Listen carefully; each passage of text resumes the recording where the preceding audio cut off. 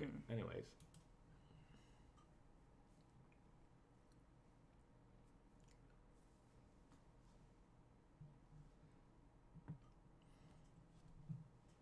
Hello, everybody.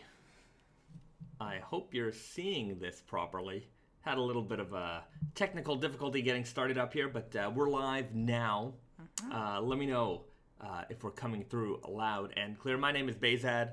I'm Risa. And we are from Naked Famous Denim. Welcome to Naked Famous Denim Day. Saturday morning for us, Friday evening for many of you. Wherever you are in the world, welcome to the Naked Famous Denim live stream. Let me know where you're checking in from all around the world. We definitely are going to have some rough patches during this stream. I can already see it happening, so please bear with me. Hopefully we can get through this stream together. I tried everything. I'm not really sure what's going on here, but I think my internet connection might not be up to task right now. So if we do have some latency issues, just hang in there. Hopefully we'll get through these rough patches.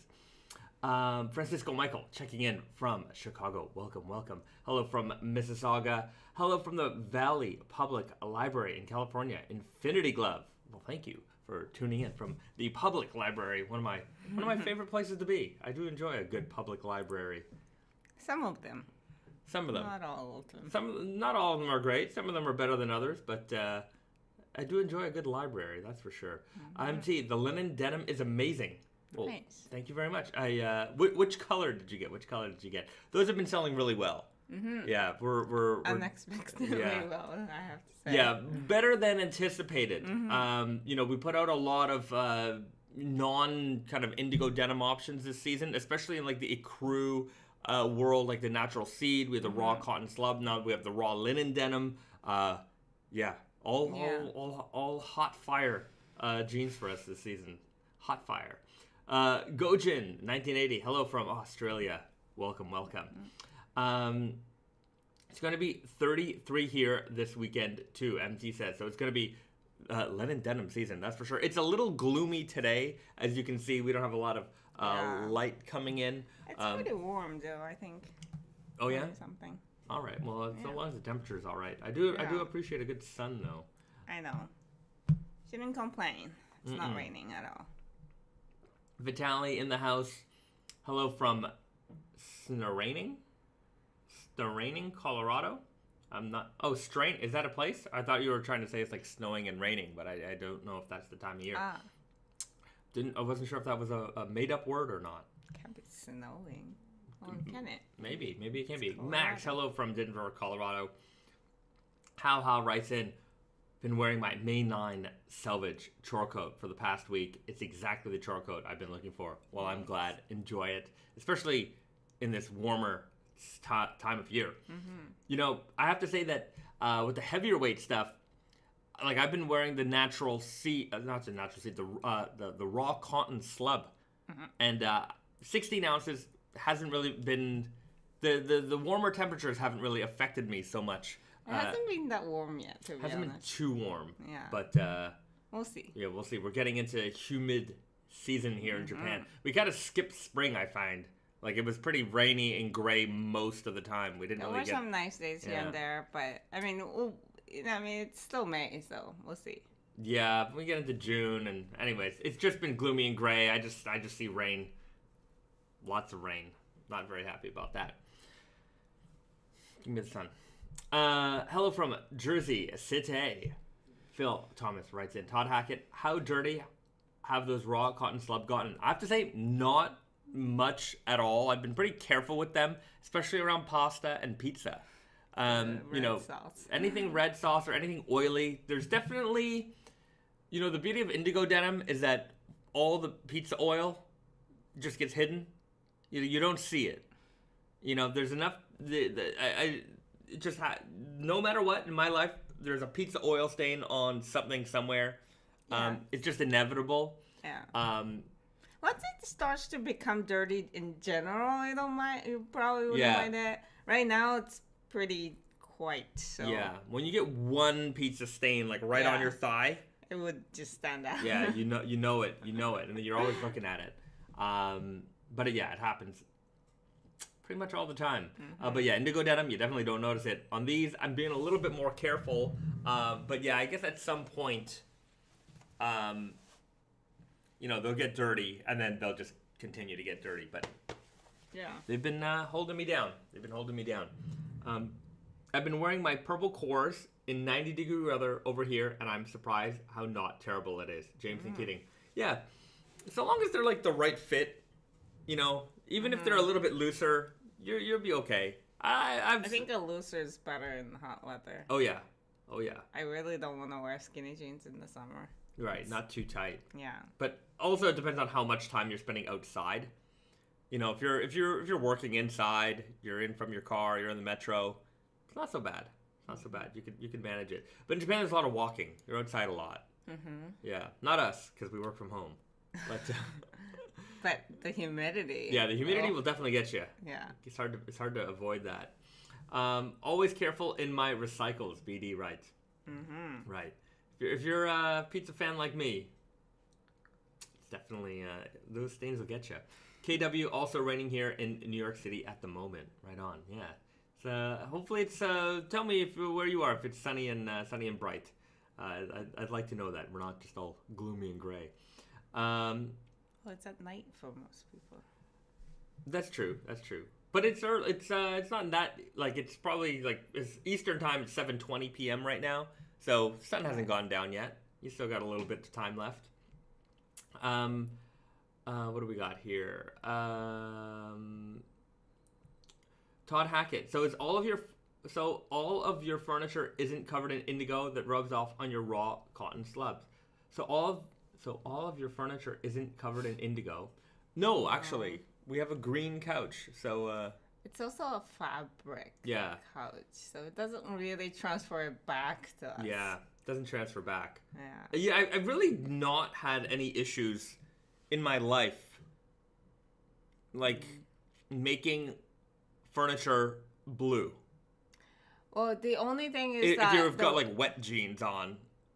Yeah, but we also tend to not have like light colored. But like it just never showed up in our gray couches or things like that. No. I've never had that problem. Like I suppose if your jeans are wet and you sit on a white leather couch, then sure. There was the chairs in the office that was white leather. And well, it was a natural veg tan leather. The veg tan leather chairs in Tate and Yoko. Oh yeah, those have patinaed with like indigo stains. Right. Yeah, but that's from years of, yeah. Yeah. But there was also like a fake leather, like white stools in the office that just got like destroyed with indigo. Because it's just like when it's white, like when it's like natural vegetan kind of leather, like it's fine. Like, yeah. You know, the color change is it's beautiful. Kind of part of it. Yeah, but like when it's white leather, like it's just not. Yeah, I don't remember the white leather you're talking about. In the kitchen. I never sat in that kitchen. I mean, neither, but it's there. All right. I don't know. I don't remember. I trust you, but I don't remember. I have a poor memory. KW, tiny bit of lag, but stable. All right. Well, I'm. Hopefully, we stay stable throughout this live stream. I'm on my end, my streaming software. I'm losing like 50% of my frames, and I don't know why. It's probably my internet connection. Richard Meza, 60s and overcast in San Diego. Yeah, see, we're a little overcast today everywhere. Mm-hmm. Not everywhere. Invis Ian, sunny and hot here in the DMV. All right. The Moore, my auto seat cover has indigo faded from my left-hand twills. Mm-hmm. What color is your car seat? Yeah, my car's driver's side seat is definitely blue now. Joaquin Paez. Yeah, what color seats do you got there? Yeah, with the natural tan, it looked kind of normal. We got to take some pictures of that. Because it actually does look decent. But I like if we were to clean it, I bet you most of that would come right off. Mm-hmm. Yeah. Like the natural patina would be there, but like any of the like the stains, the indigo stains, those would probably come right off. Mm-hmm. I'm gonna tell Garrett to take some photos on Monday. Let's see what those look like. If I washed a white T-shirt with a pair of jeans and they got a slight blue tint, I would think it was cool. Mm-hmm. Yeah, cool. Yeah. The problem it won't last. Yeah, it won't last, and it's like the problem is it wouldn't be like slight tint of blue. It would kind of look like grayed white. I think that's a problem with like a slight indigo transfers. Is just it wouldn't be blue. Right, it's not gonna be blue. Yeah. Yeah, like if you soak your jeans in the tub and. It's interesting. Sometimes you'll soak your jeans in the tub and then you'll get like that yellowish color. Mm-hmm. It's because it's not. Yeah, it's like that's. You got to think of like the way indigo works. Mm-hmm. But yeah, it does look gross. Yeah. Yeah. It just looks like not. Yeah, it doesn't look. It looks like not clean water. Yeah. If you really want your T-shirt to be blue, get some blue dye. You can get indigo dye kits on Amazon. You can get like indigo dye kits on Amazon that are indigo blue, and then you get like RIT dye, R-I-T dye, which are like just like a navy dye. The RIT dyes are actually fun to use because anytime you've like destroyed something, throw it in with some RIT dye, and you've got a new thing. Yeah. You can never keep white T-shirts. Yeah, crisp white forever. Not forever. I'm sure there's some. Good housekeeping type of person who knows how to do it perfectly with the bleach and all that stuff and like keep all your whites like stark white forever. Well, but I'm sure it's I a wash mission. with white. Like I sometimes bleach all our T-shirts because it does get yellow over time. Yeah. But I think it's not so good for the fabric. Like I can't imagine I can do this for years and years. Yeah. Yeah. Right. Joaquin Paez, cream-colored leather seats in my car. Definitely take the indigo. Right on. Cream-colored leather seats. Yeah. I wonder if like a leather conditioner or I'm sure the indigo stains will come out. I'm sure they will come out. I don't know. You'll probably clean those out. The more beige seats as well. Right on. Beige cloth seats. That'll definitely come out. You need to have like I've seen those like handheld like vacuum wet vacs. They'll clean fabrics. Like you can use them like to spot treat your like couches and things like that. Probably clean that out with that, no problem. Riley O'Brien, if you alter the inseam of a jean from 34 to 29, would that alter the silhouette of the fit at all? Is there a minimum inseam length you guys suggest, or does it matter? It depends on the cut. If it's a straight leg cut, then it makes no difference at all because it would be straight from the knee down. If it is a tapered leg, then certainly it would change the cut from a 34 to a 29. Yeah, you'd probably change it somewhat. It just depends on how aggressive the taper is. I mean, you're probably looking at, I'd have to measure it, but like an inch of leg opening from a 34 to a 29. Perhaps. Yeah. Obviously, if it's like easy guy fit, which has a pretty aggressive taper, it's going to look differently for sure. Yeah. This is the challenge with Yeah, with everything basically. So this is why we don't want to like have it too long of an inseam that fits everybody. Everybody's happy with this long inseam, but it wouldn't be because we can't have tapered silhouettes that's gonna be tapered for everybody. It when we have like when the easy guy was a 32.5, it's a little bit longer now. It's like a 33.5. It was just constantly, why aren't these jeans long enough? Why aren't these jeans long enough? Why aren't these jeans long enough? And that was despite the fact that it was a dropped crotch. I tried to explain this 500 different ways, but a lot of folks, it's those numbers on paper that are the only thing that matter. And if that number on the paper is the number on the paper that they're looking for, then it's fine. But so anyways, we had to extend the inseam on that jean just so we could kind of alleviate all of those questions. But it did make it such that, if you have to hem them a little bit more, now that leg opening gets a little bit wider. I wish we were at the point where we could offer multiple inseams. We just don't. It's a logistical nightmare to try and offer a 30, a 32, a 34, it would be a huge undertaking to offer that. So we try to offer jeans in like a 33.5-inch inseam. Sometimes they come out a little bit long, like 34. Sometimes they come out a little bit on the 33, a little bit shorter than our target 33.5, so they'll come out at a 33. Just so that most guys are in the 30. Really, most guys are in the 30-inch inseam range, right? Some are 29, some are 31, but most guys sit around 30-inch inseam. So if you have to chop off some of it, it doesn't affect the fit too much. But for the people who like to cuff, you have to have the extra length there. Like a guy might be a 30-inch inseam, but he prefers to have a 32-inch inseam so that he can have a 2-inch cuff, right? So there's a lot of factors that you got to consider here.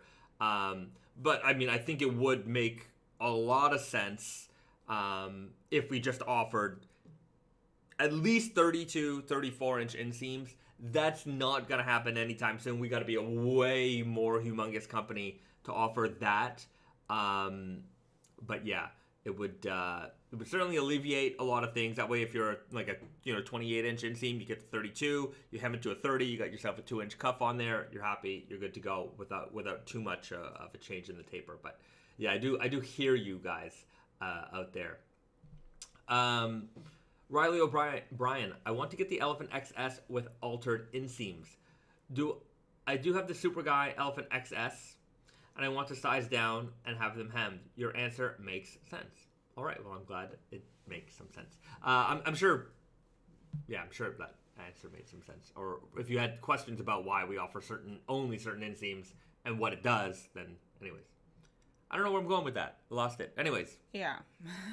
If I'm not clear, let me know. BD had 3 hems done on a UB201. Had 3 hems done on a UB201. Duck canvas and stone blues come back today from Dutil. When I went for the fitting, they totally worked with me on what I wanted for post-hem fits. They all worked out. Well, I'm glad to hear that. Had 3 hems. You had to have your UB201s hemmed 3 times? Or you've had 3 pairs of UB201s hemmed? I think 3 hems on UB201. Oh, I get it. I get it. Now I get it. You had 3 pairs of jeans, 3 hems. Got it. Slow guy over here. Slow guy. That's a fit. No. That'll be the Bezad named after me. Venomous Teddy. Rise plus inseam equals total length. No. Rise plus inseam. Total length. I mean, in theory, yes. Yeah. The rise? Yeah. I guess so. But I mean, there's front rise and back rise. Like total length for pants is not really a thing. No, that's not a consideration. Yeah. The only consideration you need really is your inseam. But I guess it depends. Like you could have a drop crotch that is, right, 10 inches and like a, down to your knees, and you'd have a, yeah. So I mean, inseam and rise, they're independently very important numbers. Yeah. Yeah. One inseam for all or hem? One inseam for all? I don't know. I think it does make sense to have multiple inseams. But yeah, it's not. It's definitely not something we're at the scale of yet. Sacco Janison, I'm interested in the Ichiban Strong Guy. Is the Indigo the darkest it can get naturally? Yeah, that's a pretty dark natural indigo denim. Is it the darkest? I don't think so.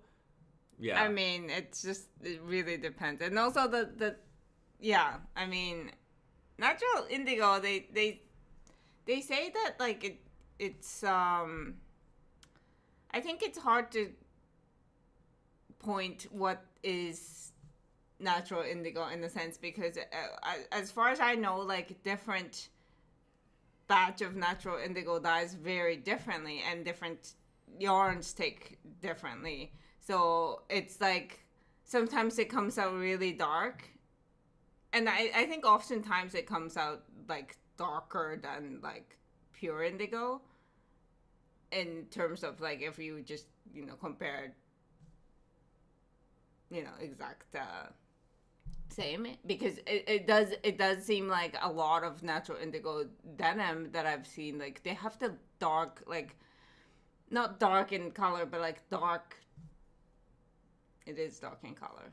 Yeah, but they come out warmer in tone. I don't find them to be as dark as like a pure indigo. Pure indigo's, you can get that real black color. Well, if you're going into that blackish, it's not black, but it looks black, right? It does have that like more cooler, like greenish tint when it's pure indigo. I agree, but like, the reddish tint comes from the natural blueness, like really, like when you think of dark blue, not like close to black, but blue, deep blueness. I think a lot of the times it comes from natural indigo. Deep blue is it's different, but a lot of people associate that dark indigo that almost looks black with dark. So I guess it depends on what shade of color we're talking about.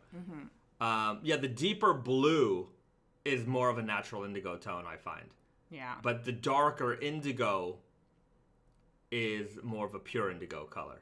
That's color is very complicated. Very complicated. I want to learn more about it. We have to get some examples. That's kind of an interesting take where I wonder if we did we're doing the offshoot broken twill selvage, right? And we're comparing the left-hand twill to an equivalently made broken twill denim. And you can see how the color looks a little bit different, and how the construction makes kind of everything look a little bit different. Where there's the color.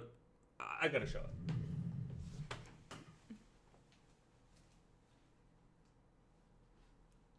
Yeah, I mean, it's hard to explain. It's also even hard to, like, show. Well, maybe in this light. Yeah. Gotta hit the lights. I don't know if that'll make much of a difference here. But you can see this is the offshoot. This is the offshoot. This is the left-hand twill, and you can see. Wow, the camera's giving me some funkiness. You can see that there is a color difference here, and the construction definitely makes the fabric look a lot different. So I would be interested to see if we did an equivalent natural indigo version of the left-hand twill denim. I wonder what that would even look like. Like, how would you even create an equivalent natural indigo version of that? But when you say natural indigo, there's no just one dye, like, right. So I think that's a harder comparison to make. But let's compare.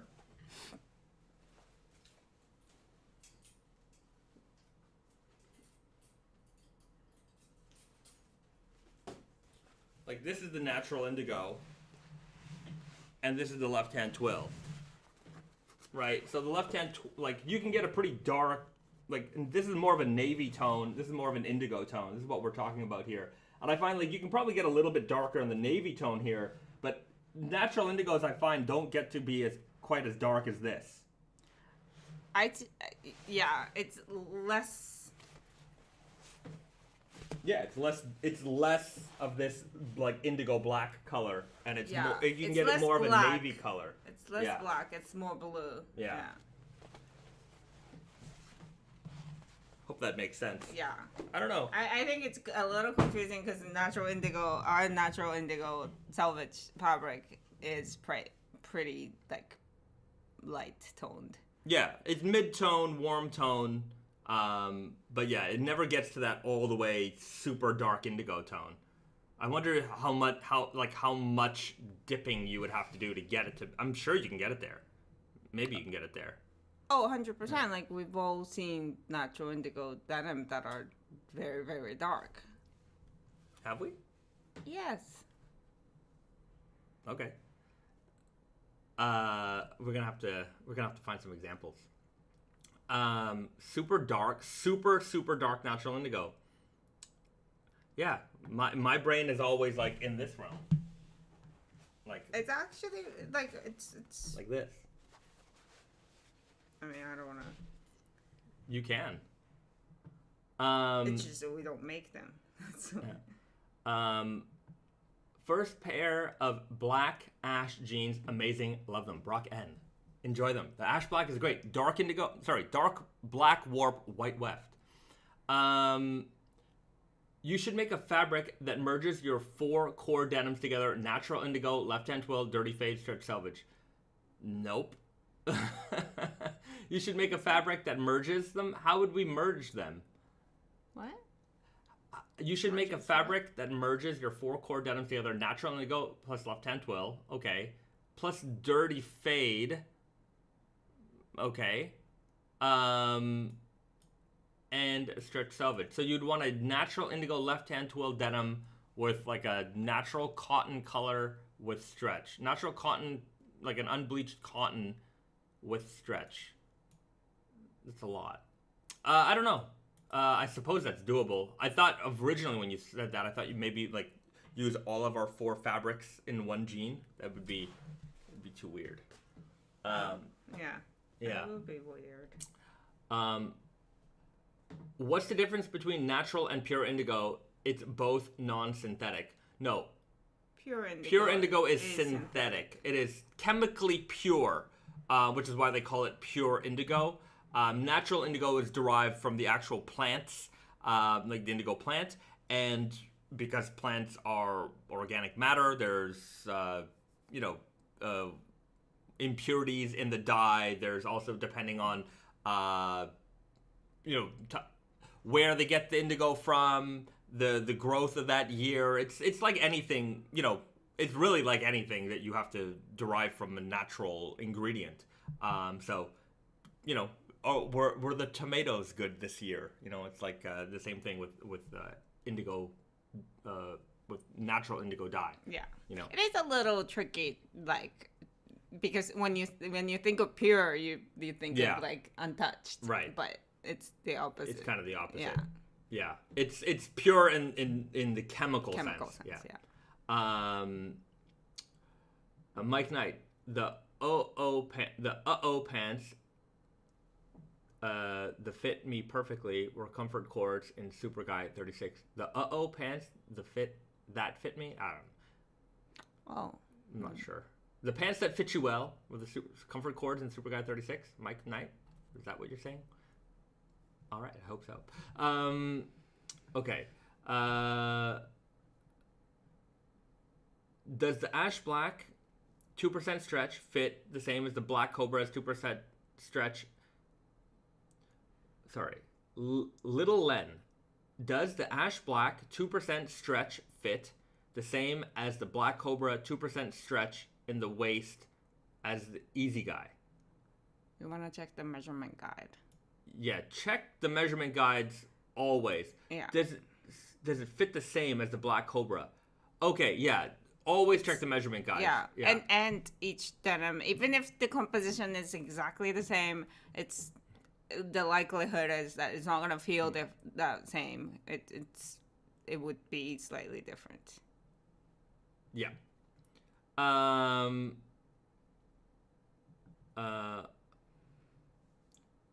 Todd Hackett. So the summer skies are dipped like once, more than once, and the summer sky, we're doing a restock on that next Friday. Next Friday, yeah. And I have a release date for the Sky High. Mm-hmm. So that's going to come out on June the 10th. Okay. So we just got the rest of the production in. We're shipping it out now. I've seen that some retailers actually have the Sky High online, like Blue Owl has them right now. Yeah. So if you go through the Naked Famous Denim Instagram hashtag, you can find it. You can see some retailers have posted it up. Feel free to grab them from your local guy. We will have them on Naked Famous Denim and on Tate and Yoko, Naked Famous Denim New York and on Tate and Yoko on June the 10th. So coming very soon. Expect some content revolving around that. Yeah, so we have 2 like really colored lightweight denim coming. Yeah. Okay. Okay. Anyone else buffering today, or is it just me? Devin Hurt, it is not just you. The stream is struggling today. We are struggling with the stream. My internet connection is not good. I'm not really sure why, but I do appreciate you guys hanging on here, and hopefully that will fix itself. It's definitely been going off and on for the last little while. Okay. Let's see what we have here. Why does the 33-inch weird guy waist vary so much from 35 to 36? I wouldn't. Why does the 33-inch weird guy is not 33-inch weird guy. Right, it's size 33. Yeah, so that's right. Why does the 33 weird guy waist vary so much from 35 to 36? So Latte Town writes, that's a good question. So when we have a size on a pair of jeans, 28, 29, 30, 31, whatever, that is kind of like a reference point. Mm-hmm. And this is the same for everybody. You know, every pair of jeans in the world works. Think of practically it like a every pair small, of jeans. medium, large for t-shirts. Right. Like just because you wear small doesn't mean that you're small. Yeah, like, small doesn't mean anything. You're small compared to medium of that brand sizing. Right.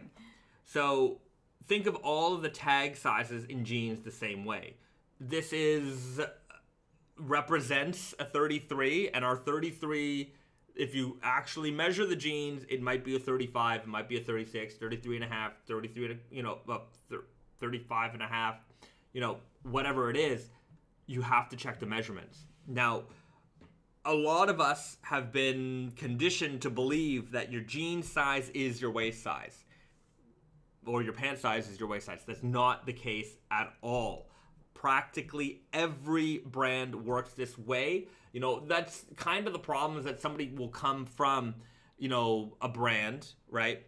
And they think, okay, well, I wear 33 in this brand.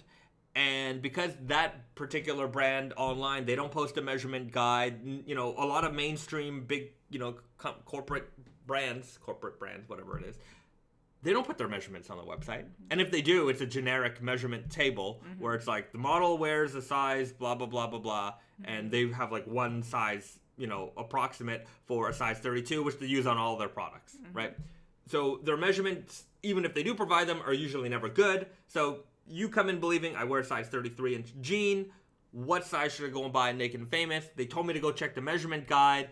And I look at the guide. I wear 33. I see size 31 has a 33-inch waist measurement. I wear a size 33. That means I'm a 33-inch waist. I buy the 33. Turns out they're two sizes too small. Because you didn't measure your jeans size 33. If you measured that size 33, I'm saying 33 a lot, it actually measured out probably to a 35, maybe a 36. That's where you missed, that's where the confusion occurred. So always measure your pants. Never assume your size. The same way you wouldn't assume you're a size small in an American t-shirt. You buy a t-shirt from Japan, size small, it ain't gonna be the same size small. So the only truth in sizing is the measurements. Everything else is just reference points, kind of. So, yeah. Sacco Jennison, do you carry any other jeans with natural indigo? My size is sold out. Yeah, look up. There's a natural indigo Loomstate. That's being restocked probably pretty soon. I don't have an exact date on that, but in the next couple of weeks, we're going to restock on the natural indigo Loomstate. That is a Loomstate denim, unsanforized, fresh off the loom, no finishing processes on that at all. Great jean if you're looking to get into the shrink to fit world and learn how to do that. I think everybody in the raw denim world kind of has to do that once in their raw denim journey. Buy a pair of jeans, shrink them, go through that process, see what it's like. Yeah. And it's a good value. It's like $150 or something. $150, yeah. It's a great value for, I don't know, that kind of. Yeah, for that kind of denim. Yeah. I think it's a, I have to double check. I think it's like 13.5 ounce. It's a good weight. Might be 14, but it's a heftier denim for sure. Just checking that up for you. Oh, all right. We have a couple on the website. They're on sale. They might not be on sale after they get restocked though. So if your size is available, get it. The blue, if you're checking on Tate and Yoko, it's the jeans with the blue pocket flasher that are going to be restocked. 13 ounce unsanforized Japanese Selvedge denim. On the website, there's also the pre and post soak measurement guide. So we actually do the soak for you, so that you can get a better understanding of how these jeans are going to shrink. So there's not a lot of mystery here. What we do when we do a pre and post soak measurement guide is we take the jeans and we hot wash them, we hot dry them. That way you get the maximum shrink out of them possible. So you can see what the jeans are like before they're washed, and you can see what the jeans are like after they're washed, measurements wise. So there are some people out there who will buy an unsanforized Loomstate denim and never wash them. So they will go with the pre-soak measurements. That's how they're going to wear their jeans. That's fine with them. But if you're the type of person who is going to wash them or is going to soak them, then you want to pay attention to the post-soak measurement guide, shop accordingly, and that is the shrinkage point. Yeah, that's the maximum shrinkage point. So, well, just to note that it is, from our experience. So it's not an exact science. It's not gonna come out like just because you washed it. That's under the same conditions, and it's not gonna come out every single time. So just as a reference, we do that. Yeah. But you don't want to be too close to the. Yeah, don't be too close to the edge with anything. Yeah.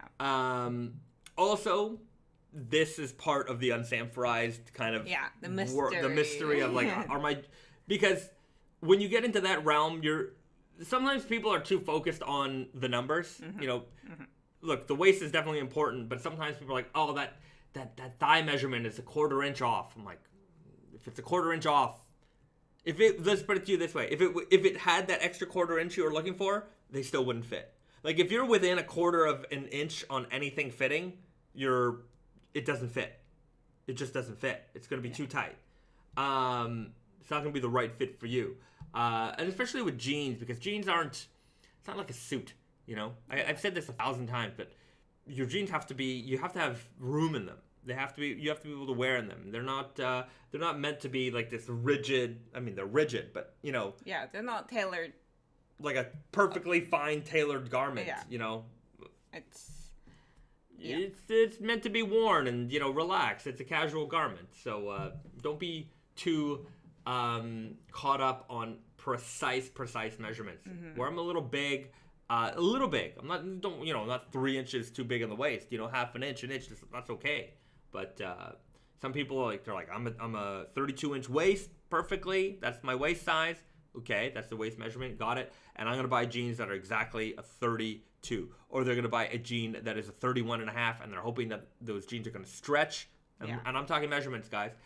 And they're hoping that those are gonna stretch.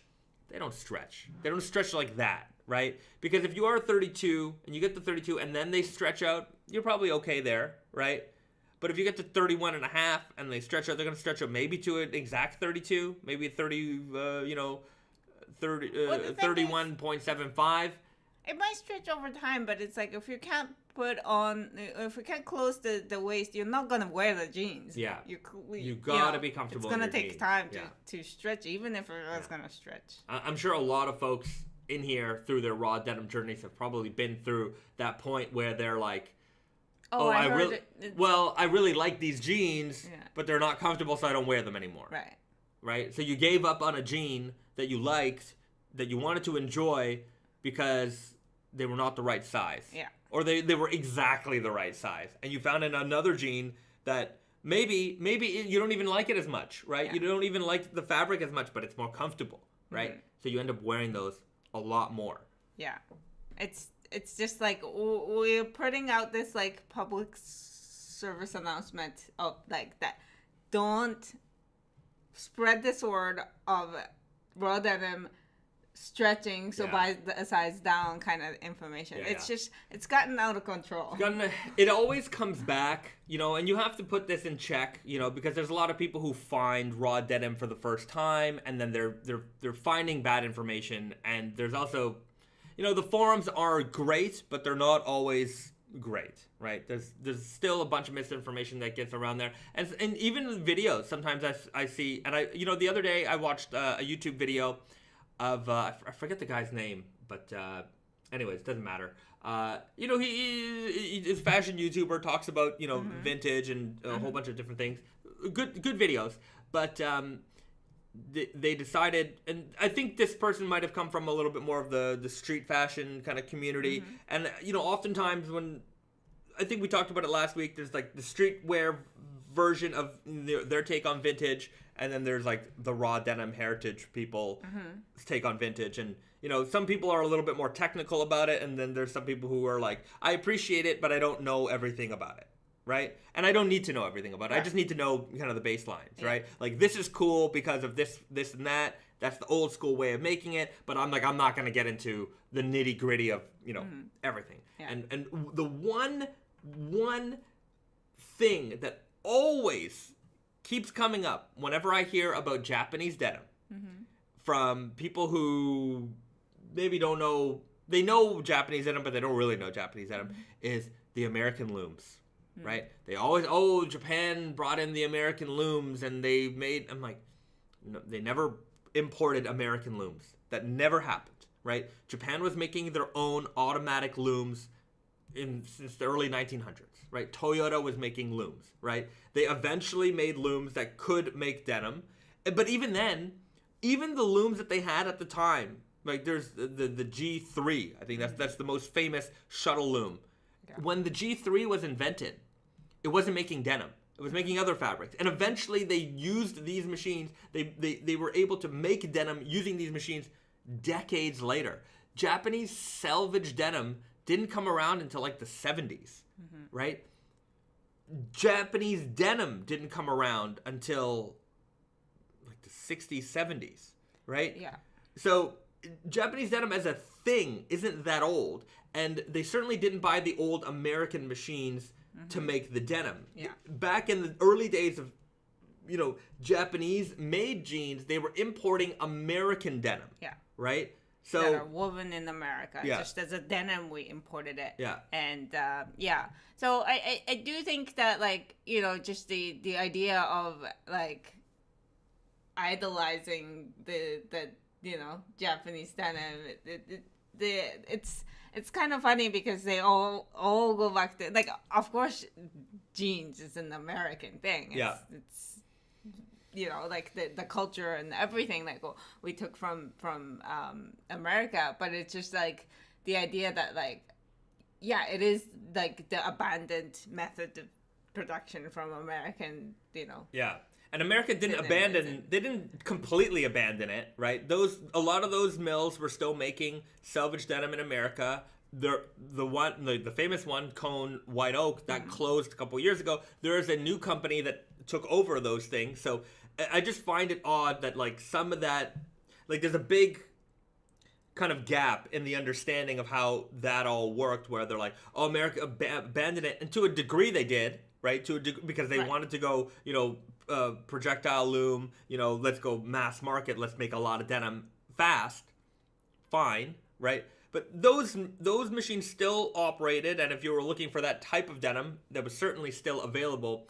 Japan is very good at taking something and making it their own, and in a lot of ways making it better, right? They didn't invent a lot of technologies that Japan is known for, televisions and things like that, but especially with the electronics, a lot of stuff was invented in America, but Japan adopted it, understood it, made it their own, improved on it, and Japan was very good on improving on these things. So denim is one of those things. Now, they took the heritage, the understanding of American and Japanese, culture, right? Don't forget about the indigo dyeing history of this country as well. There and even textiles of this country as well. So,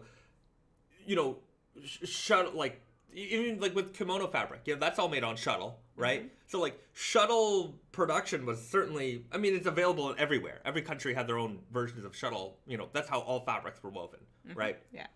And they had their own automatic machines.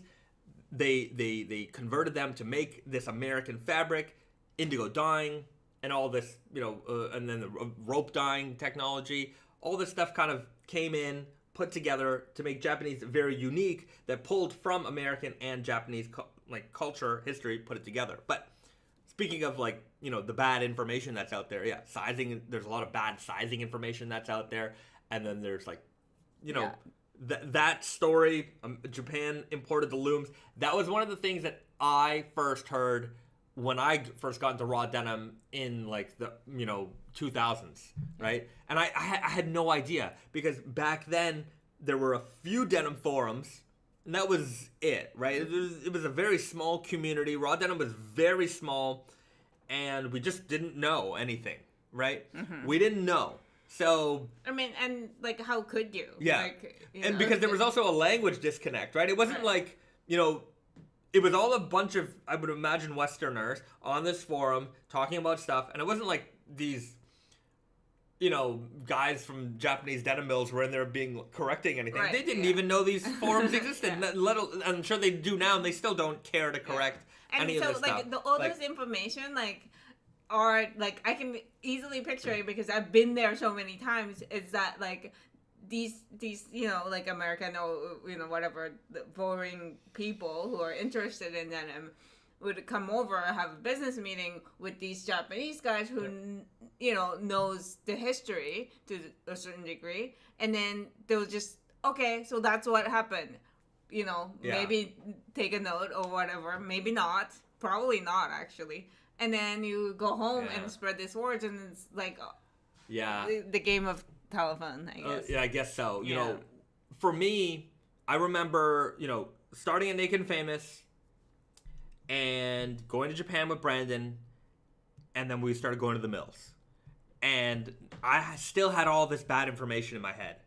And we go to the mills, and I'm like, there's no American machines here, right? You go from these small little mills with 7 machines in the garage to bigger mills, and you're like, nope, none, zero, zilch. And then you start asking around, and then all the people who work in the factory are no, these are all Japanese machines. Everything's always been Japanese machines. They're all mostly Toyota machines. Mm-hmm. And Toyota, the car company,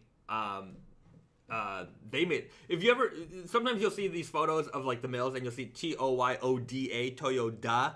It's the same company as Toyota. I actually don't exactly know why it's called Toyota on the looms. I think that the name of the family who started it, or the guy who started it, I think it's actually Toyota. But maybe when you branded it, they maybe figured that Toyota is gonna be different, because Toyota is not that rare of a last name. Okay. I don't know what the reason, but I think that the name originally was Toyota. Right. Were the old cars Toyota back in the day? Sure. I don't know. At the same time, now it's a separate company. It's not the it's not the obviously it's a humongous company now, so it's just different. Yeah, that we'll have to look into how the name. Anyway, that I don't have the answer for you right now. I'm sure some car guys would know. Maybe, but anyways, as for bad information, I would go into these mills, and I would ask them. One of the other thing that I remember asking, and it was I like getting their perspective on things too. Because, we talk about these machines being vintage machines, and they certainly are. Some of these shuttle looms go back to, the 1940s, 1950s. But I would ask, I said, how old is the newest machine, right? So, like, up until when were these machines being made? And they're like, yeah, the 1980s, right? And, like, you know, that's pretty old, but it's not like 100 years old, you know? Yeah. So that's just another thing to keep in mind. Like, they certainly are old, but they're not, you know, when in our head we're thinking, especially when you're thinking, oh, these old American machines, well, those old American machines were from the 1800s, right? So it's not like we're running 120 or 130-year-old machines, right? Yeah. They might be 50 to, like... Yeah, they might have been invented a while ago. Yeah. That doesn't mean that they were using the ones from the early invention. It's kind of funny because all those, like, very, like fundamental, like, machineries that were invented in, like, you know, the Industrial Revolution kind of days, and then it's just like, you know, we're kind of basically still using the same technology, like, not now, like the newest technology isn't exactly the same, but we still use a lot of that. Like my embroidery machine, like the invention of the machinery was like over 100 years, like easily over 100 years ago. But my machine's like, you know, not that old, like 30-40 years. Yeah, well, 30-40 years still, it's an old sewing machine, but yeah, it's not a 100-year-old sewing machine. So exactly. So you know, when we think about it's exactly the same machinery. Yeah. So when we think about selvage denim, your selvage denim could have been made on a machine that was made in the 80s, or it could have been made on a machine that was made in the 50s, right? Mm-hmm. So but it's not on a machine that was made in the 1800s. Right. So, but the technology is based very similarly on the machines that were made back then. Yeah. So, yeah. Sometimes I you know, the reason why I don't do like scripted videos is because I couldn't possibly write a script. My brain goes in so many different directions. It's hard to write something that. Yeah, it would take me forever. It would take me and I just don't have the time. Like if my time was just produce one single topic video a week, I could probably do it, but that would take up a lot of my time because I'd have to script it all, shoot all the things. It's gonna be very stressful. Yeah, it'd be very stressful for me. Maybe I could do it a little bit faster than a week, but my brain is. Yeah. I'm better at answering questions and hopefully it making sense. And if it doesn't, then you know to ask a follow-up question and I'll try to answer there. Yeah. Okay, let's see. A lot of internal chat in the chat. I saw something like a thing going on about Sky High. So I think we only touched it like very lightly, but the Sky High is similar to Summer Sky. It is the lighter, you know, lighter in color, lighter in weight kind of denim. But Sky High is hemp blend. Is it 20%? Yeah, I'm double checking it. I think it's 20-something percent. Yeah, we still have to get the photos up. Yeah. Really, that should have been done by now. 20% hemp. 20% hemp. And it would also be rinse washed. Yeah. So it would not look exactly the same as Summer Sky because Summer Sky was 100% cotton and full. Yeah. If you want to see photos, head over to Blue Owl. Our photos should have been up by now because we've had some of those jeans for a while. Anyways, I gotta talk to our team, see what's going on with that. But we will. Yeah, Blue Owl had some good photos. Good photos. They always have great photos. Yeah.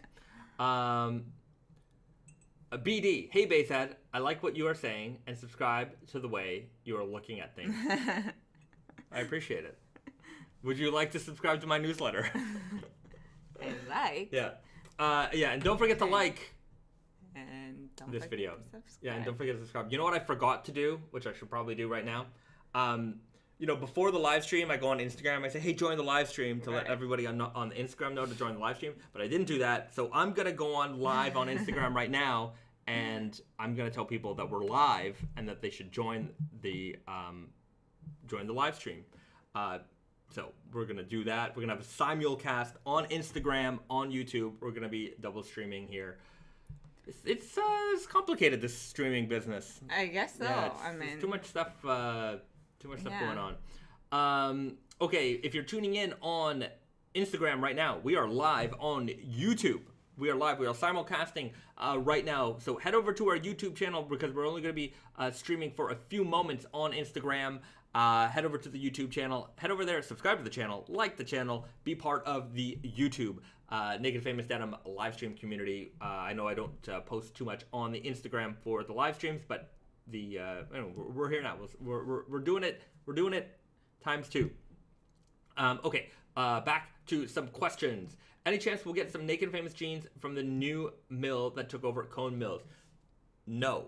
Naked Famous is exclusively made from Japanese denim. We won't make from denim made anywhere else. As much as I can appreciate, denim from other countries and things like that, under Naked Famous Denim, that is a strictly Japanese fabric. That is part of our DNA. We will only use Japanese fabrics. Mm-hmm. Dawson writes, according to Toyota, that sounds about right. The name changed from Toyoda to Toyota was made because of the kana kanji strokes were 10 for Yoda and 8 for Yota. Mm-hmm. 8 is a lucky number, so they changed it. Yeah. Fascinating. Well, that sounds about right. Yeah. It's the kana strokes. They do care about. I mean, the kanji is the same. You can read it in one way or the other. But I gotta get Risa in this live stream here. Kana strokes probably is the last ... 2 was probably they do care about that. Like when you name a child or whatever, like they care about how many strokes it takes to write that name and stuff like that. All right. Well, very interesting. A little superstitious in there. Mm-hmm. Interestingly enough, there's a lot of Japanese, I don't know a lot, but Panasonic, for example, in Japan, up until not that long ago. I remember the times that Panasonic came out as Panasonic. Yeah. In Japan, it was known as National. Yeah. And it wasn't Panasonic. Yeah. And now it's all Panasonic. Panasonic's a big brand here. Yeah. When I was a child, they existed together. Oh, really? Yeah. Yeah. Like there were times that both brands existed in Japanese market. And Yeah, now it's all Panasonic. And they make everything. Yeah. It's amazing how much of everything Panasonic. You want to buy a kitchen? Panasonic makes everything for your kitchen. From the sink to the refrigerator, everything. It's incredible. And Sharp was Matsushita Denki, I think. Oh, really? If I remember correctly. Yeah, we don't get much Sharp in North America anymore at all. Yeah. Well, we don't get that in Japan. Yeah, I think they're kind of falling off. Yeah. They still make cell phones and stuff. Right. Yeah. So there you have it. Okay, if you're tuning in on the Instagram, head over to the YouTube channel because that's where the main stream is going. And we're just simulcasting right now to let you know that we are streaming on the YouTube. So head over to our YouTube channel and subscribe, like, all that good stuff. Back to the stream. Okay. Okay. Some people were asking about JoJo updates. Stay tuned because I will have some JoJo updates for you on this stream. I got the fabric, one of the fabrics right here, right now. I'm just hoping we can get a little bit of brighter. We got to get a streaming setup. I think that's the... But we say that every week, but that would require a new house. And we don't have a new house fund. Anyways, if you guys want to buy us a new house, chip in together, crowdfund a new house, live stream setup. A stream house. No, it's okay. You guys are okay with all this. Yeah, natural light. Yeah, natural light. It's great, and a little mess in the background. It's okay. No problem. Okay. King of Slub times Kasuri Denim. We're gonna have to do more with the King of Slub construction. King of Slub, Emperor of Slub. You'll see some more stuff down the road. That's for sure. Dawson, I'm not superstitious, but I am a little stitious. It's true. Where was that from? I don't remember, but it is a good line. Yeah. Overkill Genius. I'm trying to get a collab. All right. Well, good to know. Thanks for letting us know about that. Okay. Hello. I'm a jeans manufacturer in China. Can be designed and produced according to your company's requirements. Well, thank you, Mr. Reaching to us out on Instagram. We have our own factory in Canada, and we make all of our products in our own factory in Canada. But thanks for offering. We do get a lot of offers. I get a lot of spam from that. And you know what? Speaking of spam, not a lot of sexy spam today. Oh, yeah. Thank you for that. Yeah, last week was insane. Yeah, a lot of spam last week about that. You know, unspam related, I got a very interesting email. Well, it wasn't an email, it was a DM from a customer who got into a motorcycle accident. Okay. You know, we talked about how we don't say our jeans are rated for anything, you know, because, you know, going through that process, the whole testing thing, I don't want to get involved in that, so we don't make any kind of claims for the safety of our jeans.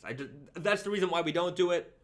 Could they be? Maybe. I'm not going to go through the testing for any of that stuff. You know, the people who make rated, tested products, they do it, buy it from them, and, you know, they're going to be able to provide you with that guarantee, right?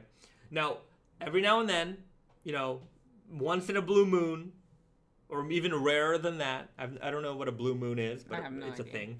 I get an email from somebody saying, hey, I got into a car accident, I got into this accident, whatever, skateboarding, whatever it is, and they tell me that our jeans saved their butt, right? And this one customer got into a motorcycle accident, hit a deer at 60 miles an hour. Motorcycle? Yeah, motorcycle accident, hit a deer. And they were wearing our black by gray stretch selvage. He's like, where my jeans were, no burns, no scuffs, nothing. I was like, you guys saved my butt. And like, the jeans got little rips here and there. Actually, not terrible, considering you hit a deer at 60 miles an hour on a motorcycle. But it was, I mean, the customer was so grateful. He wanted to share his story, and I wanted to share his story with people as well. Black by gray stretch selvage. And it's not even that, like, it's not even the most heavy duty hardcore fabric, and it was you know, I'm glad that they were all right. I actually offered them, I said, you know, we do have a trade-in program, you know, so if you have a beat up, worn in pair of jeans, heavily faded, you know, we will take them back, we'll give you a discount on a new pair. It's 20% off. I said, dude, I'll those jeans, you know, they're ripped up, because certainly they could be repaired. They weren't the worst. They had, you know, some holes here and there. I said, I'll take them. We'll showcase them, you know, and we'll give you a discount on a new pair. You know, they're not the most faded, but they do have an interesting story behind them.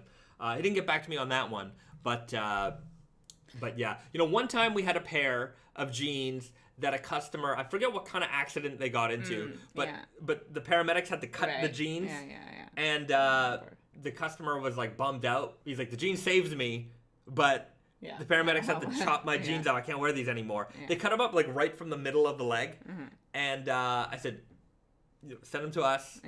We'll hook you up.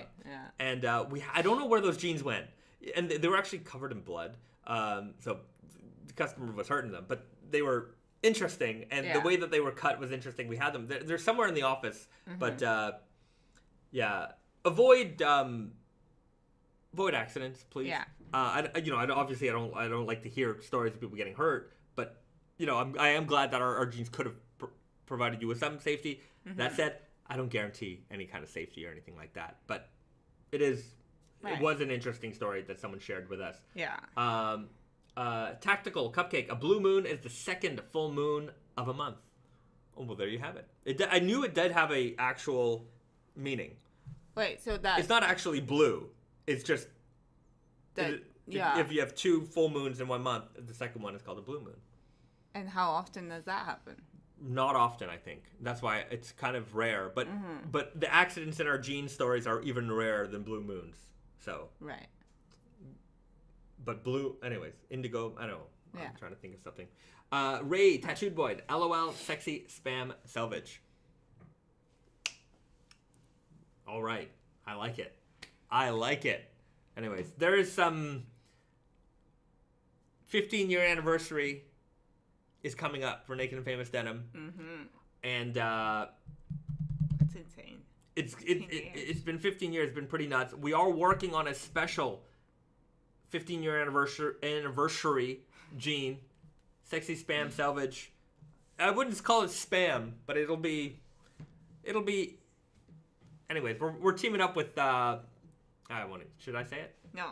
Okay. It's not confirmed. It's not confirmed yet, so I won't say it. But we're planning on it being sexy. Yeah. It should be pretty good. It should be good. Stop talking. Special artist. It's gonna be a nice leather patch. It's gonna be good. S writes, the letter S is in the house, everybody. That's incredible. The letter S. Thank you for joining our live stream. I remember back in the day we had someone called Jesus Christ. Oh. Yeah, and now we have the letter S. The next horror movie collab is coming. But I'm not saying what it is yet. That is one I'm certainly holding close to my chest. Yeah. I'll announce it when we have more to show. Lots to show. Yeah. Speaking of showing, we'll get to that. But Yeah. Young World Peace writes, do you have the first pair of denim Naked and Famous ever produced? Well, the first collection was more than one jean. It was actually a lot. The Black Power Stretch was one of them. Deep Indigo Rigid Selvedge was one of them. 18-ounce Big Slub. Here's an interesting story. One of the first denims that the first fabrics in Naked Famous Denim collection was not this, right? This is the raw cotton slub, 16-ounce ecru Big Slub denim. But we had an 18-ounce Big Slub, and we also had an 18-ounce Big Slub ecru denim. That was one of the first ones. There was another jean called the Vintage Blue, which came back in a couple of different iterations, maybe different fabric constructions, as the Vintage Cast Broken 12 Selvedge. It was very similar, but not the same. I like that shade. Yeah, that was a very nice shade. I have a pair of those in my office in Montreal. In our archive we have all of them. All of the first season stuff. We have all of that stuff. I remember when we were in Montreal around November, we had some live streams where we showed off some of those items. Next time we're in Montreal, we can certainly do that again. Where is the first pair you've ever made stored at? In our office. Yeah. Yeah, in our office. But it's not like Huh? we're it's not like organized. We're year one. Here, show the jeans. It's not a special archive or anything like that. It's just. I so wish I could do that. At some point, when we go back to Montreal and we have time, we will.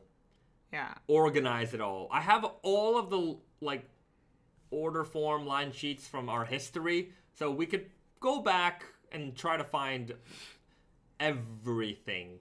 It'll be a task. I don't think it's possible. Well, literally everything won't be there. There are certainly going to be some pockets of stuff that we don't have. There were some collaboration items, maybe for Barney's, Le Claire's. There were some small retailers that we worked with where we made some small or large. Barney's not a small retailer. That we did stuff for, but we might have shipped literally every piece to them. So it's possible. There is certainly some pockets of stuff that we don't have. Hurts my feelings. Yeah, we at the very start, I remember even having this meeting with Brandon at HQ when it was just me and him, and we were like, "Oh, we should have an archive, and we should keep one of everything." And the idea was that we would have the jeans folded up in a plastic bag with a cardboard on the back, and then have them displayed around the office like comic books. I don't know, like when you were a kid, if you went to the comic book store, like all the expensive comic books would be like plastered around the wall with like a little thing in the corner. It said like, oh, issue 1, $500, first appearance of so-and-so. Yeah. And like, I wanted to have that all around. Never even came close to happening once. Yeah, that would have been annoying though. That would have been too much. But we eventually would have just run out of space. But even when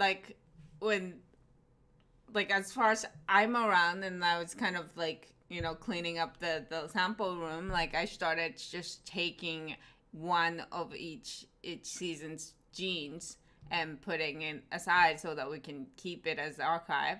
And then at some point, like we ran out of the shelf space, I put it on the rack. And then at some point, the rack was like annoying in the sample room, so I had it like I had it like I put it on another floor. And when I went back there, like that was like the floor that I don't usually go to. But when I went up there, like it was just like sitting in like whatever random way, and then they had random stuff on it, and I was like, okay, so that's what's gonna happen. It's not going to be there forever. Like it's only been like a 6 months and it's already not treated. It's anyways, really, my OCD just is hurting. Right.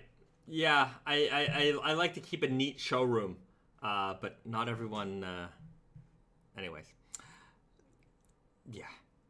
Anyways, I'm not going to get into that. We're just not set up for that. Yeah. The Loud 100 on Instagram writes, just opened my pair of raw linens and I'm wearing them already. Nice. Well, glad. Hope you are enjoying them. Okay, there's another question here. I remembered getting through a crazy NYC brawl wearing my Naked Famous jeans. Got some great fades from that. All right.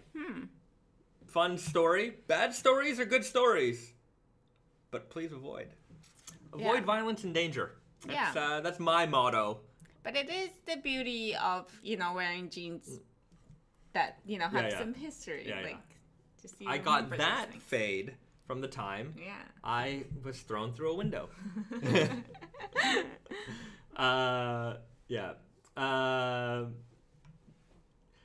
Okay. Somebody asked about Greencast, and then Smoke responded correctly. It's an indigo with a green tint to it. You got it right there. That's it, LOL. I don't know why it seemed so complicated online. I guess it's not... there's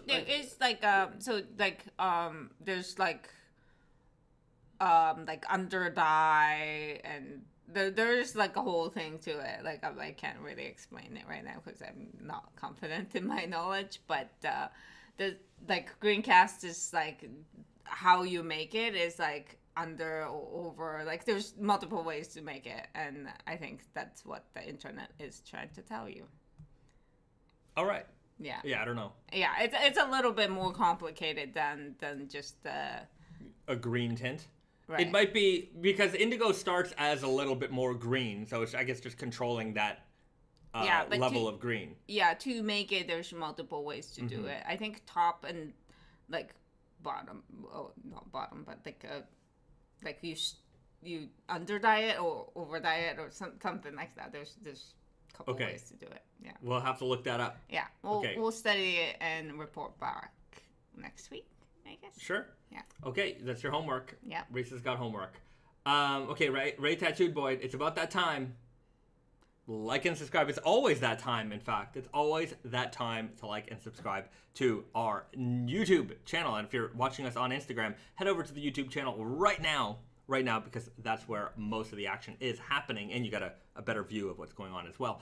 Like, subscribe, tell a friend. Yeah, tell a friend. Tell an enemy. Tell an enemy. Don't know why, but let them know too. Let everybody know. Shout it from the rooftops. Jonasich Forrester. What? Definitely screwed that up. Good morning from Japan. Not from Japan. Good morning. Ohio gozaimasu. Farron Farrow, sneakers or boots in the summer? Sandals. Good. I like the synchronization on that. Yeah. Somebody in I posted the Indigo Invitational update photo of mine, and I was wearing sandals, and somebody was like, "Burn those sandals." I'm like, "Burn them?" Some people really get offended by sandals. Offended. Yeah. They get real upset. You know, the other thing about sandals, especially in Japan, is that you have to take your shoes off a lot, right? And so I just find, like, because you're going, if you're ever going anywhere, I even have to say, if you're going to even to a clothing store, you want to try and clothes, you're going to have to take your shoes off. It just, even if you're going to try on a t-shirt, you got to take off your shoes. Yeah. When you go into the change room, they make you take off your shoes. So there's so much shoes taking off business here that I'm like, I need to wear the shoes that are easier to put on and take off, and boots are not always my favorite in that respect. Yes, but to be fair, if I could expect shoes taking off in my day, I would not. I probably would not wear a sandal just because, like, you wouldn't wear, like, I mean, if you wear socks with sandals, it's fine. I just don't want to be barefoot in a situation where, like, it's not my home. Sure, you know? I guess that's true. I don't mind socks with the sandals. I actually kind of like it because I find... Yeah, it's fine. I like it mostly because it annoys people. It frustrates people to the nth degree. I don't know what that even means. I don't know what nth is, but it annoys people so much. They get so fired up over socks and sandals that I will wear socks and sandals. And I will wear fancy socks with sandals. I get like some nice anonymousism socks with beautiful dye. And it's like... Yeah, well, the whole point is you can't just wear dirty, holy socks. No, not dirty, holy socks, but some of you people just wear plain socks. But I will wear fun socks with sandals just to mess them up. Yeah. We've got Shrimp Dank writing, what kind of sandals? I'm a Yucatan sandal guy. I have a lot of pairs of them at this point. 1, 2, 3, 4, 5, 6, 7, 8 pairs, something like that. I don't know. Lost track. That's what I wear. Yeah. Yeah. They're good sandals. I have a pair of Sikok. I think that's how you say it. Sikok? Yeah. I have a pair of those sandals. I like them. Comfortable. But yeah, I'm a big sandal guy. I like sandals too, and to me, I hate socks. So the any chance I can wear shoes without socks, that excites me. Yeah. DC Rainbow Jeans is asking, no YouTube? Yes, YouTube. We're double streaming. Head over to the YouTube channel now and join the YouTube stream. Current Joy Sikok. Sandals with socks all day long. That's what I'm saying. I do enjoy it. Devin Hurt, show off sandals. I happen to have some sandals right here. So these are one of my go-tos. All-time favorites. Yeah, all-time favorites. Yeah. I think these have been dubbed the Yukon stocks. They're the Yucatan. I guess they kind of look like Birkenstocks. All leather. Yeah. It's got the crepe sole on the bottom. It's got like this kind of whatever. Mine looks detail more here. like Birkenstocks. Yeah. Risa's got her pair as well. It's a matchy, but not exactly. It's kind of gross, but yeah. Yeah, these are fun to wear. Hold on, I got more. You want to talk sandals? There's a lot of boot channels on the internet. No, people talk about boots all the time. Yeah. But hold on. That's true. Not enough sandals. You could start a sandals channel. Review sandals. Sandals are like just the representation of the good weather, good, memories. So I really like them. The whole boot community is insecure about wearing sandals and sneakers, even in the hot summer days. Yeah, well. Yeah. You know what? I'm not. Sikoks. These are fun. These are like, it's a Vibram sole, so nice and soft on the bottom. Got this fun strap. It's like a shearling on the inside, and this is like a hair-on with a leopard print. So anyways, a little bit more fun to wear. I enjoy these. I remember when we bought them, we were walking around in our leopard matching leopard jackets. Yeah, and then we went into a store and they had them. They had those sandals, and it's like, I have to buy this, don't I? And it's like, yes, you do. The salesperson was like, yeah. Like, of course. So, I also have these shearling Yucatan slides as well. shearling all around, Vibram sole, very soft. I wear these around the house. So these are like my wintertime home slippers. Yeah. I had to, anyways. It's a very fancy home slipper. It's a very fancy home slipper. I had to upgrade hard on those. And then I have the natural tans. I've had these for a few years. I forgot about these. They similar, other Yucatan with the crepe sole on the bottom. Love wearing these. Very comfortable, and they look nice, especially with the natural ecru denims and things like that. So, big fan of sandals. I love them. And I own a lot of boots. Don't get me wrong. I own a lot of boots, a lot of Yucatan. I own, between me and Risa, I think we have 70 pairs of Yucatan shoes. I don't know. Yeah, I mean, in Montreal, I've got a whole box full of them that I haven't even worn. Yeah. I have a problem. Yeah, you have to understand, for the past 15 years, I've been buying 3 to 5 pairs a season. But not this year. This year I've decided to calm down on the shoe buying, mostly because I don't leave the house that much, and we've 1,000% run out of space to put shoes. So that's not, somebody says, cool sandal collection. Glad you like it. I have even more. So in those shearling ones, I also have them in brown. So I showed you the black. I have them in the brown. I usually buy just multiple colors of the same thing. Chris Knoll says the sound of sweaty feet sticking to sandals makes me insane. Yeah. Don't think about it. Don't think about it. But some of my feet might be sweaty, but it's fine. It's my feet. One of my sandals have this curved sole. Yeah. So every time I walk in a certain way, the heel makes this farting sound.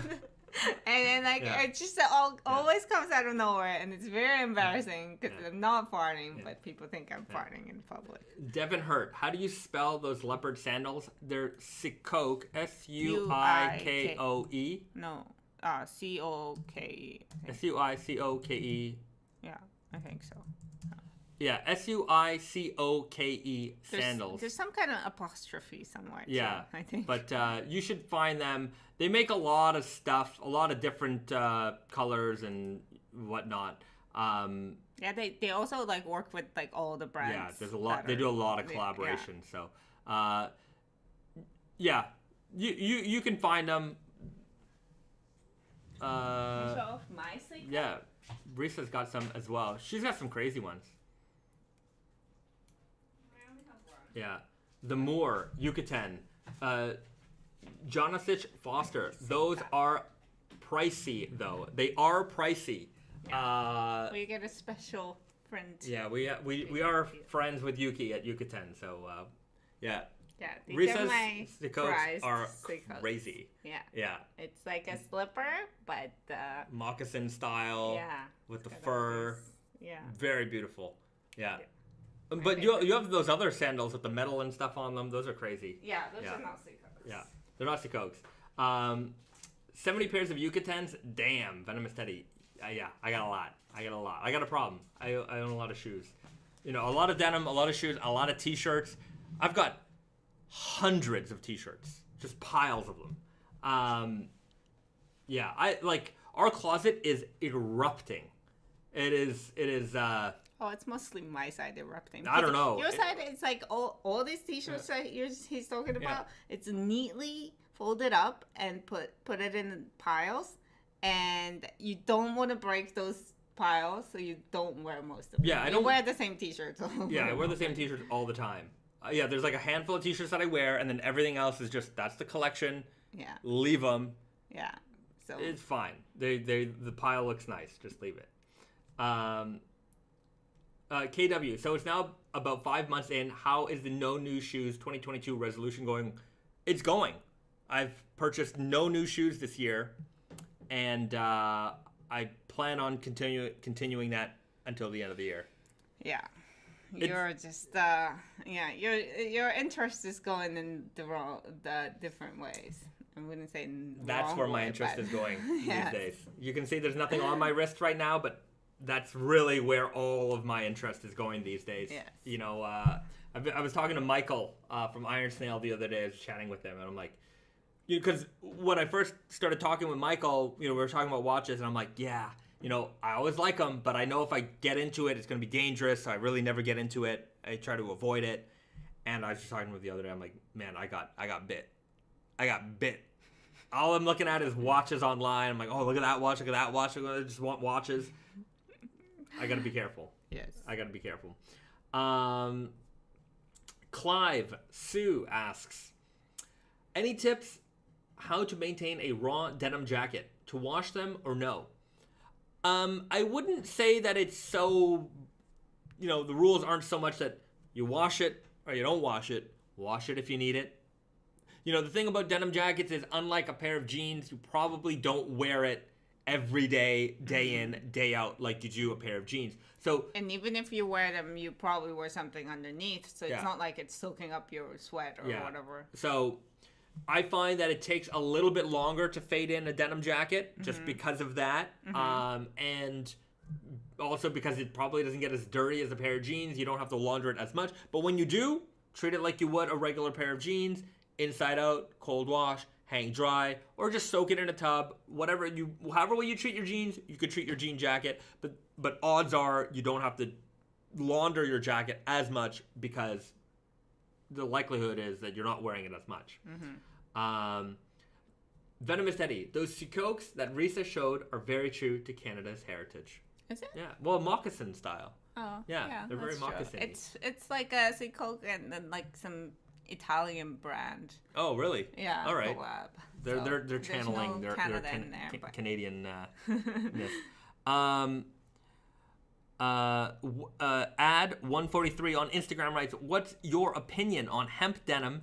Is there going to be a black pair released? My opinion on hemp denim is that I like hemp denim, so much so that we are releasing a hemp denim soon. It's called the Sky High Selvedge. It's going to be coming out on June the 10th. Expect to see some content around that coming very, very soon. A black hemp denim would be cool. I would do that. I would do that.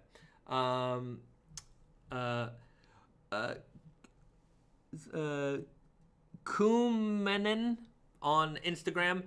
Where are these questions being posted with? LOL.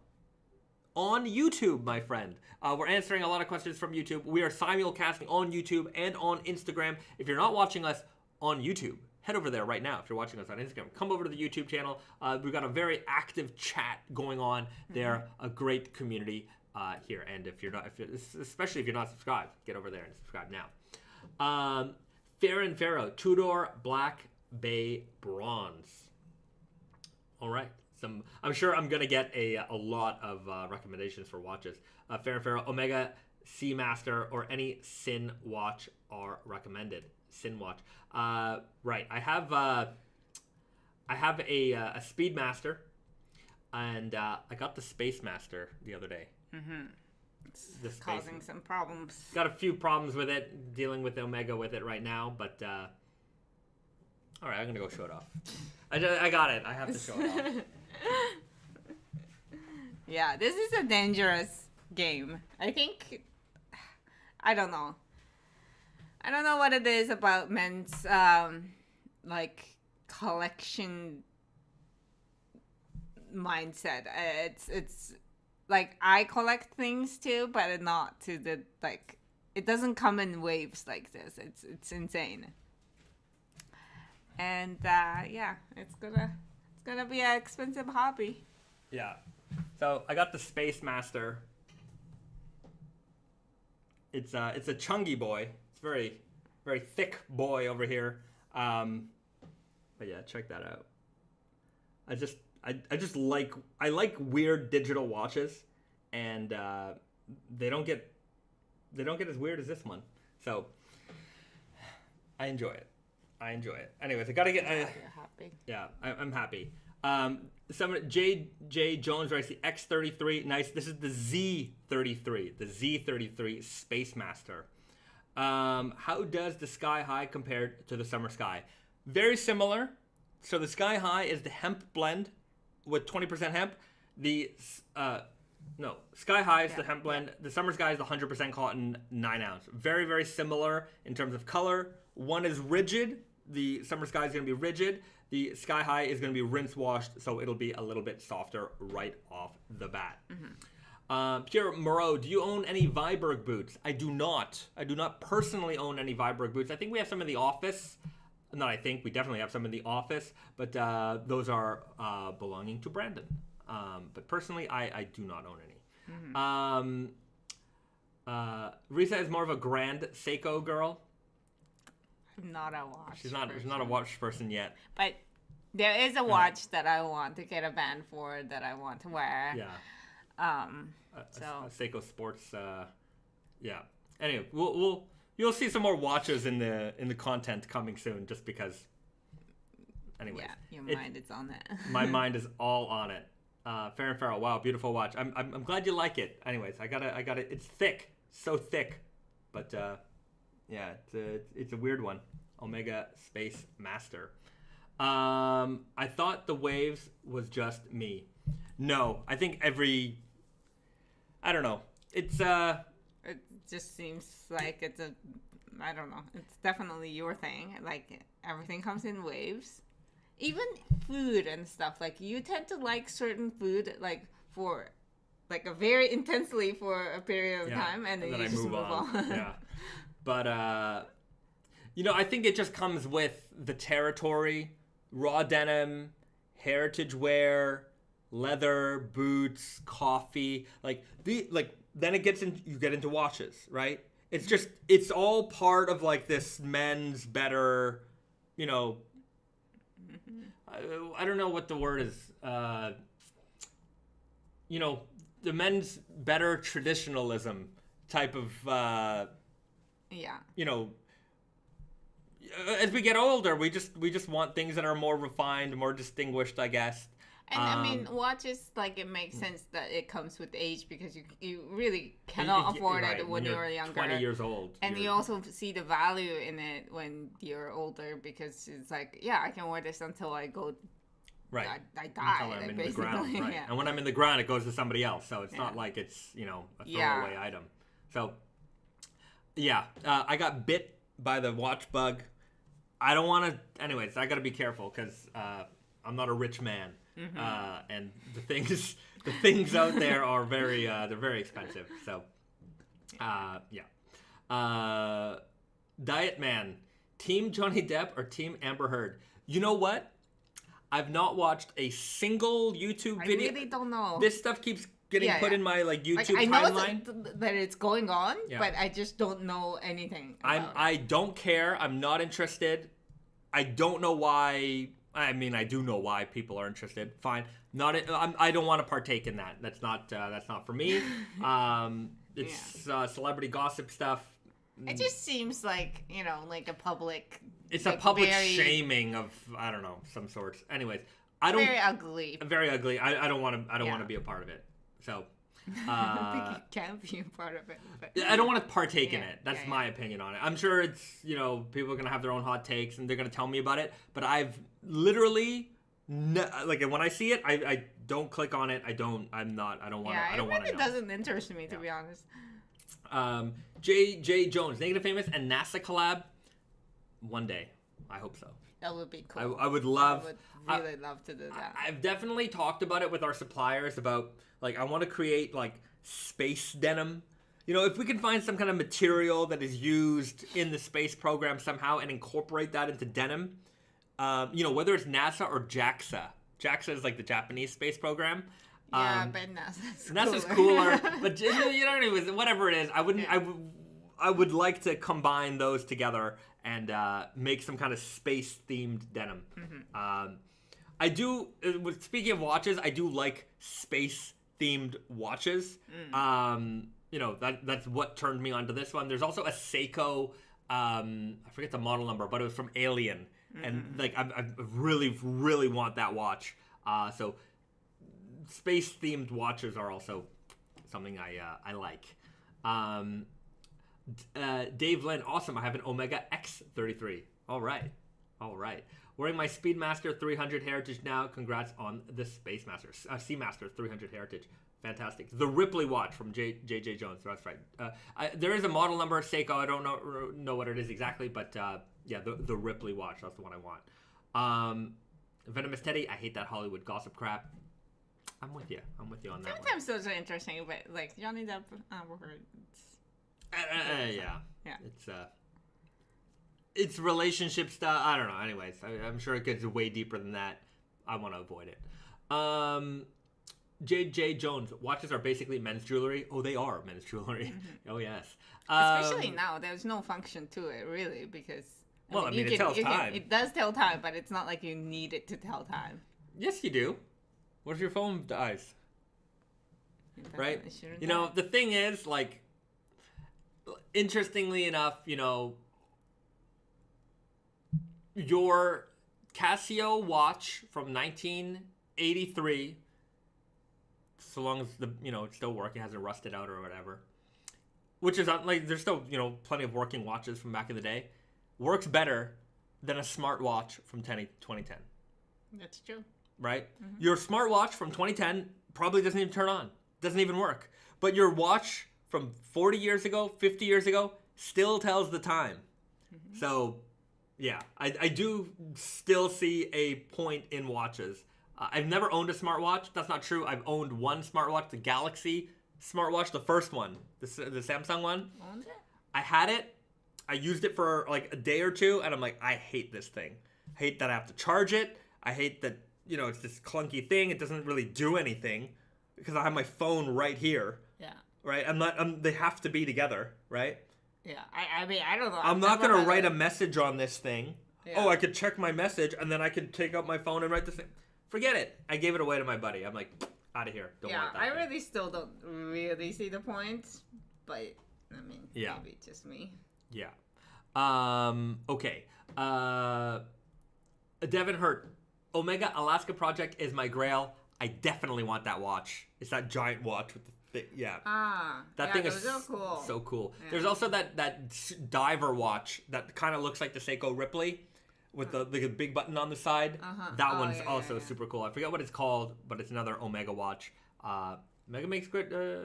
not sponsored. Definitely not sponsored. I wish. If I would take a sponsor, Omega, I can be bought for a couple of your nice watches. See, we got a lot of watch lovers in the crowd too, so it all converges. Right. A lot of these... fan bases come together with a lot of different things. Mm-hmm. Okay, you know what? I think a lot of people have waited long enough. Yeah. It's time. Yeah. It's time. Last week I made a promise, and that promise was to give you an update on the JoJo Bizarre Adventure collaboration that we have coming up for Fall/Winter 22. Later holiday. Yeah. Going into Spring/Summer 22. So... it's the way it's looking right now is that we might have some available by holiday. Some is going to be available in the spring. It's going to get spread out a little bit, right? Phoenix Doolin, was any JoJo fabric shown? We're going to show it right now. So you tuned in right on time. So this is the first sample fabric of anything that we've received. We've got Jotaro Kujo right here. Heavyweight, black, slubby. Look at that black and gold Selvedge ID. I hope you can see it because it's really like a beautiful sparkly gold. Yeah, it is very like regal looking. Yeah. It's heavyweight, heavy duty, slubby, rough and tough. Yeah, I'm very happy with this. Yeah. So this is the first fancy of the fabric samples to have arrived. I'm not showing it so greatly, but and I think the fact that the room is very dark might not be helping, but sorry, that's the first one. So this has arrived. Heavyweight, slubby, black, gold, metallic, Selvedge ID. You know, when it comes to this collection, I'm trying not to make it cosplay. Yeah. You know, there's a lot of JoJo product out there that's very loud, which is fine. You know, JoJo's a very colorful anime manga, very bright colors, very stylish. But I thought that was an earthquake, not an earthquake. But I didn't want it to go way over the top. I wanted to have something that you could certainly wear. Yeah. It's gonna have small JoJo details. We've got Wizard of 32 ounce with his Jotaro icon in the chat. Welcome. He's very good at updating his icons. He is. If you ever deal with Garrett in on customer service, he's got a Jotaro emoji. Emoji, is that what it is? No, avatar. Avatar. But yeah, so when it comes to the JoJo collection as a whole, I'm making it very wearable day to day. More classic fabrics with nuanced details. Yeah. And you'll see more previews coming soon, but it's going to be far from cosplay, right? It'll have all the elements that you like in the jeans. It's going to be JoJo in a very specific way, but not so in your face loud, right? Because it's like if it's a shirt or if it's a t-shirt or whatever, like you can wear it when you feel like it and you don't have to wear it all the time. Right. But raw denim, you're supposed to wear it all the time, so it can't be like too crazy. Right. Yeah. Yeah. So how many ounces? I was just confirming that with Brandon. It's heavy. So it's going to be around 18 to 20 ounces. Yeah. Yeah. I don't know. I was going to say 17 or something. So but yeah. It will be in the heavier land. I didn't have the exact number. I texted Brandon to confirm, but he didn't get back to me yet. So I'll have that information for you soon. We have some people in the Instagram chat. Hello from the mountains of Western North Carolina. Thank you very much. Sounds like a magical place. It does sound like a magical place. If you are watching us on Instagram, head over to the YouTube channel. Join us on the YouTube stream. That is where most of the action is happening, so a lot of the questions are coming. Does it go ora, ora, ora, ora, ora? It does not. That would be kind of funny. You know, if we could have, like those kids' books, the little button makes the noise. That would be too weird for jeans. But imagine the waist button would do that when you buttoned it up. That could get annoying, like in the toilet and stuff. Generation. I didn't catch the name there. General FCX. What collaborations or theme would you love to do from the 80s or 90s cartoons? Ninja Turtles. Yeah, Teenage Mutant Ninja Turtles. I would like to do that. I really would like to do the Teenage Mutant Ninja Turtles. If we could, I would. Any updates on the unbranded restocks? We did restock the core, like 14 ounce, the 14 ounce and 21 ounce Indigo. Yeah. The 11 ounce is coming in July, so yeah. And there will be another restock of the 14 ounce, 21 ounce, probably coming around then as well, just to back up our inventory. Yeah. So we should have a good amount of inventory going into the fall. Speaking of going into the fall, in July, there is going to be some small price updates for unbranded and for Naked and Famous. Cool items. Yeah. So we talked about this probably earlier in the year. I'm sure I have dabbled into this one a little bit here and there, but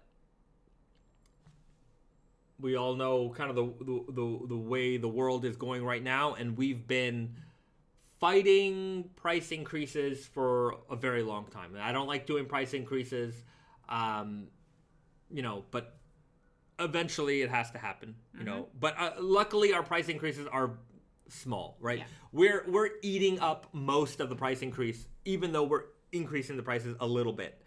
Yeah. And to be fair, like we have made this price increase decisions back in January, December, or something like that. So it's actually not to the full extent. It's really not. Things are getting worse. Yeah, and way worse. And our price increases are based off of what we thought were already kind of not great times back in December.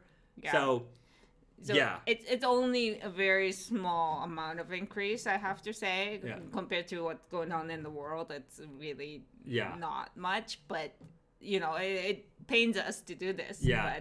But I guess and I would say luckily at retail the price increases are going to be like $5, $8, $10. Yeah, like it wouldn't be. It's not like 20% or 30% of the price. Like it's probably not even 10%. Yeah. So we've tried our best to keep those down. I wouldn't say like go and rush out and buy your jeans now so you can save a few bucks. If you want. 10%. Yeah. Sorry. Yeah. It's not an increase so much that you have to worry too much about it, but they are going to happen mid-July. We'll give you a little bit of a heads up so that if you want to, save a few bucks, maybe if there's a pair that you were looking at getting anyways, go ahead. But like stocking up and things like that, I don't think there's any need for a rush. Yeah. So that's the one of the unfortunate. Like it's just everything. The things that we have to deal with are, they're shipping, right? So those prices are going up. I'm sure they're going to go up even more, especially because of like the way fuel prices and things are going. But you just have to understand like how all of those things also affect everything else, like raw material, like cotton. Cotton prices go up because the price to produce it goes up, and then the price to getting it shipped to Japan that goes up, and then just the cost of every little area, the cost goes up, and then it ends up at us. We fight back as much as we can with our suppliers. Say, hey, no, we can't accept that price, whatever. Like, how can we, keep the old price? Do we have to order more? Whatever it is, we do it. And then we try to pass those savings on to you as much as humanly possible. So, yeah. Anyways. You guys understand, and it is what it is. It is what it is. So... Yeah. I mean, if you want to take advantage of the current price, you have maybe a month and a half to do it. Yeah. Dave Lynn, rubber strap on the Z33. Do you like the strap? I do like the strap. I have to say that there was one thing about the strap that I didn't like, was that you had to like cut it to size. I just didn't like that you had to do that, but whatever. It is what it is. Devin Hurt, Alien Watch is 2 Casio F100s. Yes, that's another Alien watch, which I also do want. There's a guy who makes a thing that you can convert and make your own version of it. Anyways, some Instagrammer I follow. Instagrammer. I would be wearing YM and Naked jeans forever. Well, thank you very much. Naked and Famous Denim jeans. Okay. My Apple Watch comes in handy all the time. I use it every day. I'm sure the people who like it use it. I don't have any Apple products except for an iPad for work. But, I don't live in that world. Like, I see, like, it can't be like something useless if everybody in the world is wearing it. Yeah. I've never used it, so I can't really see like why I would need it. I just don't want to have to charge this thing all the time. I also personally I used a watch, one of those smart watches once. Wasn't for me. Not interested. I just don't. I want to look at this little thing. I got a big phone for a reason. Yeah, but also it's like your lifestyle, right? Like if you don't want to carry around your phone every step you take, then you might want to, have that on hand. And if you get like messages all the time, you want to check it without having a phone or whatever. I don't know. But I'm sure there's very good reason why this is so popular. I don't know. I don't know why. I don't want to use it. I don't want one. So for any of you out there who is thinking about buying me an Apple Watch, don't. All the fans who are like, I'm going to convert Bezai. He's going to wear an Apple Watch. Don't. Buy yourself something nice. Don't send me that. I don't want it. I have no interest in it. And buy yourself another Apple Watch. Wear 2 of them. Or buy Yucatan sandals. Buy Yucatan sandals. That's a good investment. Probably lasts longer than your Apple Watch.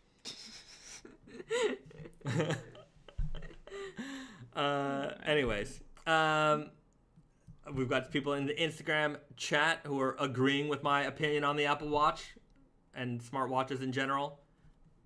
Not for them. It's not for them. Okay. Well, you know what? Let's get into the final segment of the live stream. The pairing. The pairing. So it was a fun pairing. Yeah. This is actually like harder than finding good snacks these days. Yeah. But what today's snack is spicy snack. Yeah. You people seem to like that. You people. Yeah. You people seem to like it when we enjoy spicy things. Yeah. This is. I don't know what it means. 170. I think there's 170 like pieces. It can be. I think so. I don't know. Maybe 170 chili things. Or maybe 170 little, chili angry heads on this can. Don't know. Maybe. Whatever it is, it's like a ringolo with spicy. Yeah, I think it's tinier though. Okay, well. Yeah, but we've tried this brands Vulcan habanero. That's like a, Ooh. Oh, okay, they're mini. Tiny. I get it. Yeah. So that must be what they're. Usually they're pretty big, but I guess these are like mini. Like they're like a regular ringolo size, but these are tiny. Kind of like Cheerio size, really. So it says that it's the spice level is 7 chili marks. I have no idea in relation to what, but it's 7. Yeah. So and as a pairing movie, we chose 12 Angry Men. Yeah. So this is actually one of my favorite movies. I really do enjoy this movie a lot. It's a very good movie. If you've never seen it, it's about a classic. Jury who is deliberating on the fate of a person. Yeah. And how, basically it's how the jury works, how the justice system works. Yeah. So, and then, obviously this is from like a long time ago, like 1957. 57. So it was a commentary on the potential probable injustices that could be found in the justice system. Yeah. And if you've never questioned the system, this is a great film to watch. It is a very interesting window into people's psychology and like the justice system and all of that. Yeah. So 12 Angry Men, 170 angry little snacks that will make us angry. Yeah. Because it's going to heat us up so much. Mm-hmm. So that was the loosely based tie-in for this snack pairing, and this film. Yeah. Snacks that'll make you angry with 12 Angry Men. This is a great cover too. I like this cover. Available from the good people at Criterion. Criterion Collection Blu-ray. I think it's probably on the streaming service as well. Yeah. Probably. Okay.